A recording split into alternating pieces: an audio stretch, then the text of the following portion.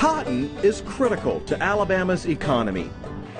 The state produces more than 500,000 bales each year, worth more than $140 million.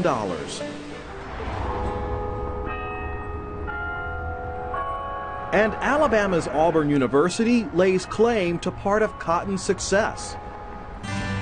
The university's old rotation is home to the world's oldest ongoing field research on cotton production.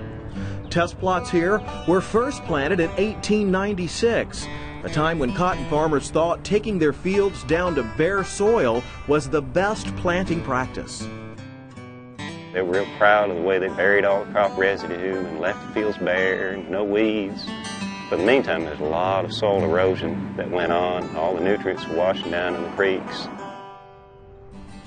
For more than a century, plant scientists here have manipulated conditions to test theories on field conditions that directly impact cotton harvests. The big improvement that we've seen is when we go ahead and plant a winter cover crop. You know, keep something green here year-round. Keep those roots growing and keep the soil from washing away. Somewhere around in here. The continuity of research has also allowed students to take a hands-on approach in evaluating things like the impact of crop rotation, field moisture, and plant nutrients. And some plots are taller and more lush. This one's got a lot more compared to all the other ones, most other ones.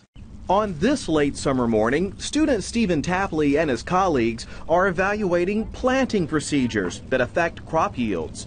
It's a unique connection to the roots of the past.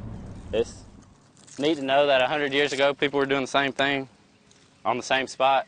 But the work here is not just historic comparison. Information gleaned from these research efforts makes its way to county extension agents who work directly with farmers in the field. Tom Ingram is one of those farmers. He's been working his land for more than a half-century, often utilizing research that's come directly from the university field studies.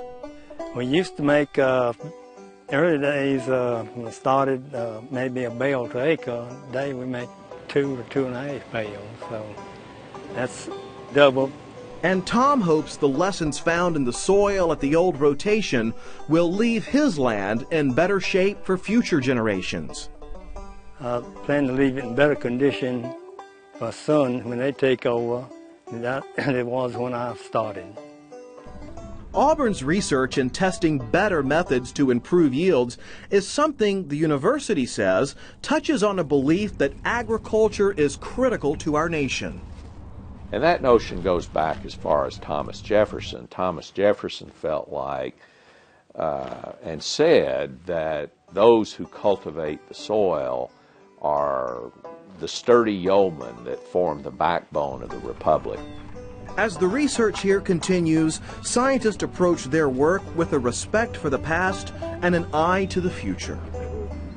Just dispelling the notion about that cotton itself is hard on the soil, or that you couldn't grow cotton continuously. I think we've proven that if you do it the right way, with the winter cover crops and use the other recommended practices, you can keep growing cotton.